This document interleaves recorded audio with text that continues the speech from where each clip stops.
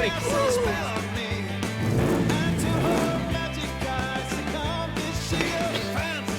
That was a bit heavy down, wasn't it? He's locked in on me. You're like one of those trendy dudes. Too big for him.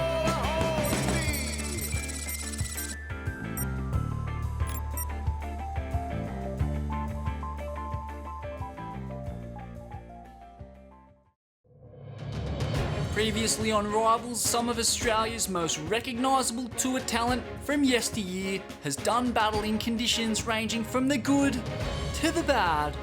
This week, Bede Durbidge heads home to the gold mine that is Stradbroke Island, looking for a couple of mental tubes.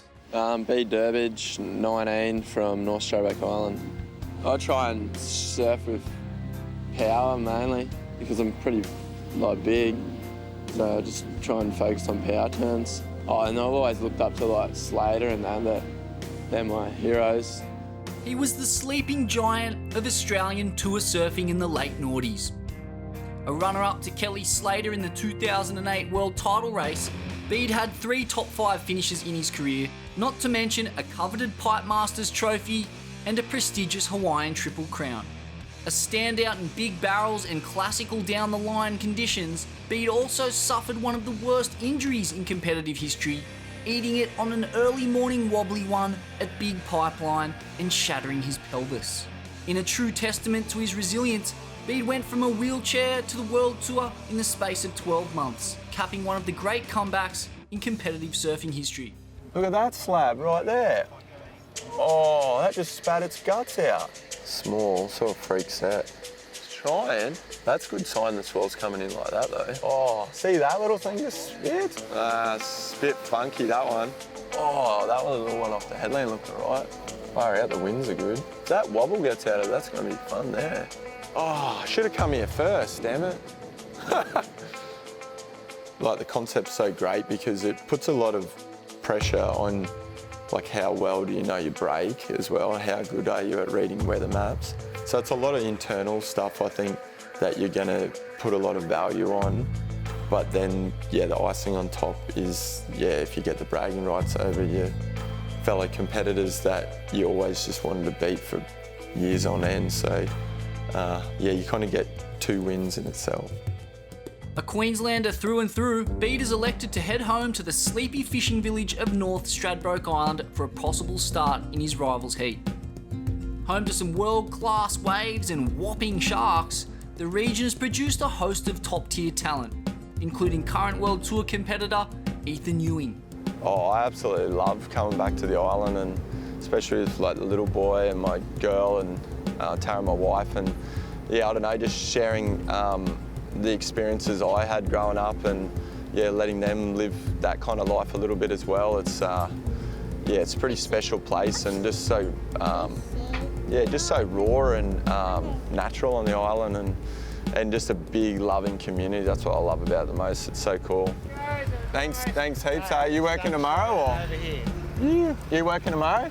No. Oh, no. It's my birthday tomorrow. Oh, is it? Happy birthday. Have a good day, eh? Yeah. Yeah, since tour's finished, I love just surfing over Australia and just a bit more peaceful and knowing everyone in the lineup, and yeah, it's really enjoyable. It makes me just feel like a kid again too. That's my favourite part about it. It's just like, yeah, you get so many memories flood back of being a kid and just going surfing for the enjoyment of it. While Bede scopes Stratty, the Cooley kids Mick, Joel and Dingo are preparing to hit the lineup at Snapper. Super glad I'm not doing my heat out there. I would have got like 1 wave probably in 2 hours and got dropped in on, so I'm glad about that. And Mick's been riding his bike and his Lycra, and they're geeing him up to rock up to his heat in his Lycra outfit. And, yeah, Joel said he was having a shocker the day before, and Dingo was saying like, oh, that's just the start of it, and it's going to be a domino effect of just having a shocker. So they were just into each other, and that's been them their whole career, and that's why they pushed each other to the top. I don't know, I would have loved to have been in the lineup just to feel that tension between them, and it's going to be interesting to see who got the best waves. Oh, the pub's open again. Is that Dad? Huh. It is too. He's having a beer. Oh, and Marzi. Hey. Hey. You guys aren't having a beer, are you? Little ones. Yeah, so that's cylinder shory here. This like where the clubby car is. That's where I grew up surfing in there, but there's so much sand these days, it's all moved out the back. A thriving subtropical coastal ecosystem, Stradbroke Island teems with wildlife both in and out of the water. People have lost their lives and legs and whatnot from sharks over the years here, so yeah, you just don't want to be silly surfing right on dark, or if a bait ball comes in you want to get out. So, but yeah, it's a lot of marine life. You're pretty much guaranteed you'll see a shark most of the time. Oh, what? Look at that slab right there. Oh, that just spat its guts out. What? Oh, we're on. Yes. I was not expecting that. Maybe resurf, eh? It's the more I look at it, the worse it gets. It's only pretty tiny, eh? It's like 2 foot. Yeah, it's not really as big as I was hoping. It's a bummer. That's surfing for you.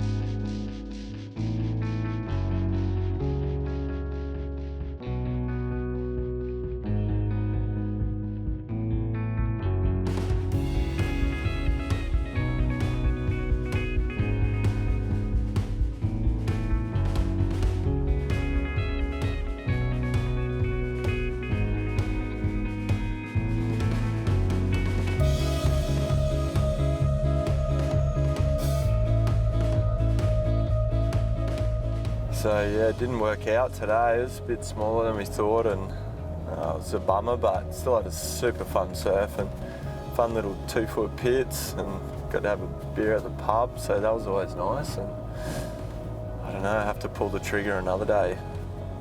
I have to find that 2-hour window to make it count. After the break, we learn what life looks like for Bede after an illustrious world tour career.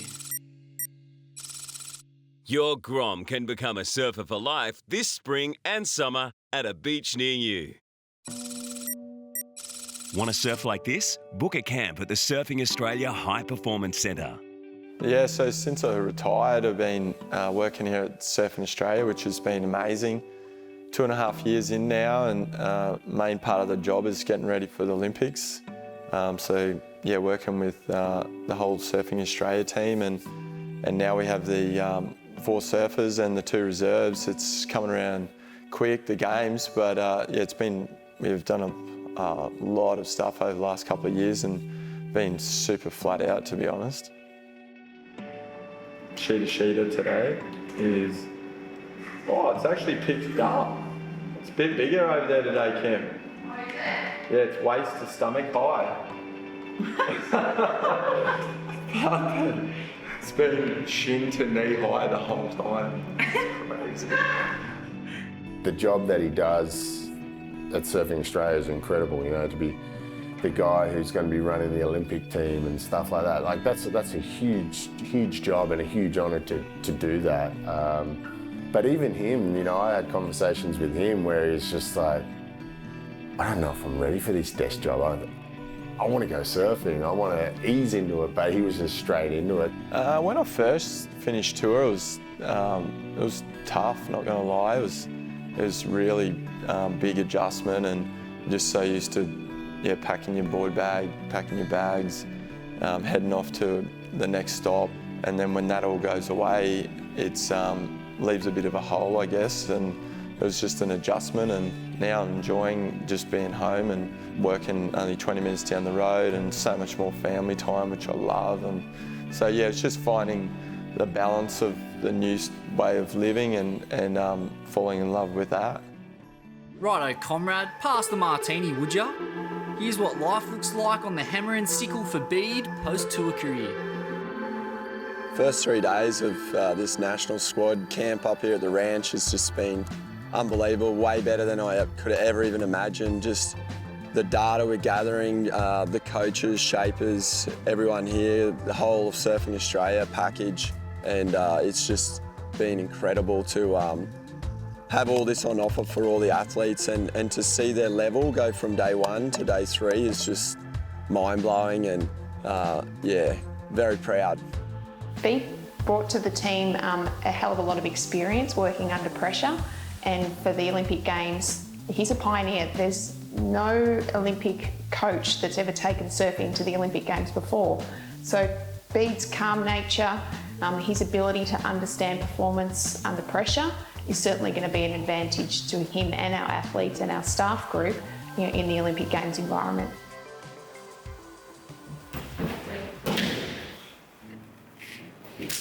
Oh, wow. Too easy. It's been life-changing. Yeah. I could never get enough repetition in the surf. Yeah. Like, even now doing somersaults. Like, Yeah. I'm already better than last week. Yeah. It's so awesome. Whoa. How does that hip drive you get? You could double that. Yeah, I know. It's like you had to slow it down. Yeah. And that heavy's what's going to get the board over as well. My eyes are still holding in good at the end. Perfect. Yeah, look at that. Still holding in. Wow. Yeah, actually a really fun day at work today. Had Owen come in and he's working with Chloe and doing his dry land training, and yeah, really progressing his airs. Well, he's already so good at airs, but he's just getting that repetition up, because everyone knows when you're in the ocean you don't get the ramps every time. So yeah, he's having some great growth in that area, and yeah, he's just far out, just tracking so well towards next year and the big Olympics coming up. So it's super fun working with such a talented athlete. Mate, couldn't be more proud of him. Hey, he, rolling from the tour into a job is, not an easy feat. I think travelling non-stop and then staying put on a desk, and like it is that he's out of the desk, but he tries to get out with the boys as much as he can. I think that transition period for any surfer is going to be tough, but he's just taken to it and just found his love for the Aussies, and he's the best energy to have around, and like full Aussie team spirit. And hope we all perform for him and get those medals too, because man, he lives and breathes it. He was one of the best when it came to like hard work and determination, and he's really implementing that into his like students or through the whole corporate sector of the HPC down there. So I think it's pretty amazing to see what he's done and kind of the guidance he's giving that place, and also the guys that he's got within his network down there, the kind of inspiration he's giving them, and yeah, so definitely proud of him for that. After the break, Bede pulls the trigger on his rivals heat. Your Grom can become a surfer for life this spring and summer at a beach near you. Want to surf like this? Book a camp at the Surfing Australia High Performance Centre. Bede, yeah, he's the silent assassin. He just went under the radar, nobody kind of knew who he was, and all of a sudden he's just come onto the scene, and he was on the world tour, then he was going for world titles. He gives you them compliments, like, yeah, I'm doing pretty good, and then he'll win the event. Like, he's that guy. Winning is fun. I want to win, no doubt. It's like, yeah, you don't get to win that many things anymore. So, yeah, when you get the opportunity, it's I'm going to be putting all my effort into it. Love to take it out. Hoping it's going to be like 4 foot, 6 little nugs, rights and lefts with little air sections. That'd be the best. I was thinking about driving up, so like surfing a heat in Super Tubes in Peniche. Every time we'd have that comp, I'd just think of Straddy, and I'm hoping I get in that mindset, because it used to go all right there and just get in rhythm with the ocean, catch a lot of waves, try a few things, and yeah, just have fun. Oh, that's nice, that win. It's good rest. It'll be fun. Here we go. The great Core Lord Cone Fiend from Stradbroke Island, Bede Durbidge. This guy knows his way around a big green chamber. Packed his first romper as a 12-year-old, and he's been getting tubed off his dial ever since. Woohoo! Oh, that left! Oh. Bede's going to be on the best waves. You just knew that. Like, to beat Bede, you had to be on better waves because he's going to get really good waves. So, yeah, I can't see him not getting some smokers in this event. Yeah, you just don't want to come in with all fails.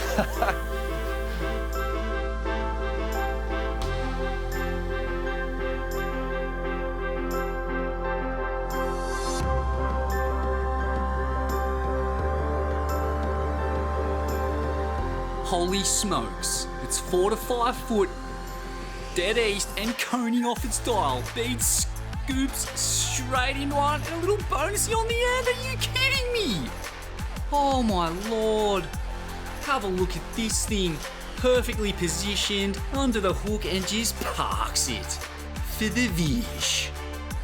Wow. Oh, going backside. Bede packing it. Pig dog tries to doggy door it. Holy smokes, gets bucked by the bucking bronco. Geez, you'd think he would have made that in his tour days. Getting a bit rusty in his old age. It's cooking out there. How's this empty? He's sniffing around. Oh, look at this nugget. And a bonus section. Oh, big closeout belt. That was mental. The takeoff again. Oh, wow. It was fast. It was hollow. It was critical. That was a sick one. Look how thick that thing is. Yeah, Bede. That's mental. Oh, another one. I love these takeoffs. Hand drag. And a little blowout. This is a tube riding clinic. From the man from North Stradbroke Island, you'd expect nothing less. He's a call lord, cone fiend, of the highest order. Well, he's waited to the very end of his window, but he's absolutely scored off his nana. Straddy's usually pretty busy, but he's done pretty well here, Bede. Not another pro surfer in sight, and plenty of nuggets. At the halfway point, Bede's racked up a couple of dreamy tubes. After the break, can he find the angry egg? Your Grom can become a surfer for life this spring and summer at a beach near you. Want to surf like this? Book a camp at the Surfing Australia High Performance Centre. With half the heat down, Bede's sitting pretty with a sack full of slabbing orbs. What's Straddy got in store for us next? With 15 minutes to go, Bede wants a banger to close. Remember, we're looking for his best 3 waves. Head to mysurf.tv to have your say. The Olympic coach stroking into a big roll in from out the back, smooth bottom turn and sets up for a dreamy little cabin. Oh, holy smokes, look at the shoulder on this thing. This thing's thick. He's found the angry egg. Can he make it? Oh, lordy. He can't. Look at the replay. Oh, that's pretty much an airdrop, fully extended. And just parks it and packs it like an absolute call lord, cone fiend, hellman.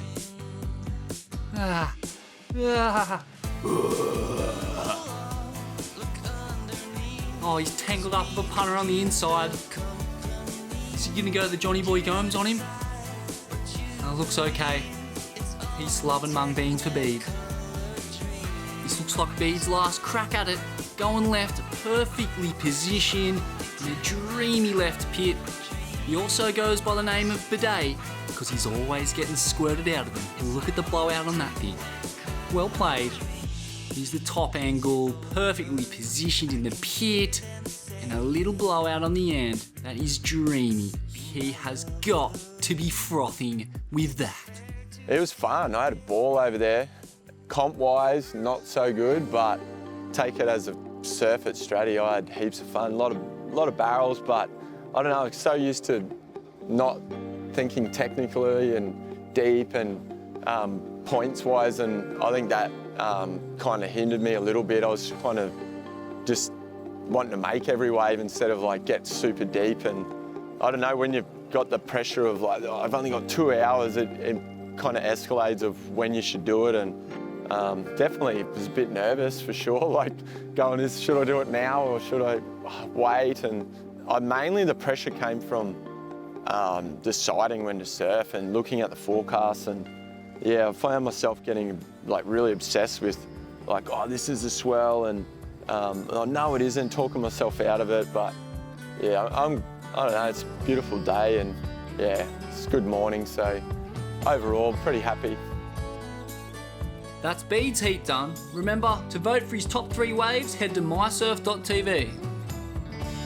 Here's wave 1, a perfectly positioned takeoff into a thick pipe. And then this, bonus section and a huge belt. Wave number 2, parks it and packs it like an absolute core lord, cone fiend, hellman. And wave number 3, backside, grabs the rail and just gets puffed out of it. Are you kidding me? Best one, I got a freaking bomb, like, yeah, like hard and straight drop, like tippy-toed down and pulled up into it, and it was just such a beautiful cave. And when I was like, looked at it coming in, I was like, oh, there's enough angle, it's gonna let me come out, doggy door out. And yeah, unfortunately it turned when I was in there, and I was just like, no. But yeah, for that moment, it was just so open and wide and so fun. And that's why you grow up surfing, is to get barreled. So yeah, it was sick. Yeah, just edit that that shot and then me coming out of one of those other ones. Tune in next week as Denny Wills picks apart the point breaks of Byron Bay.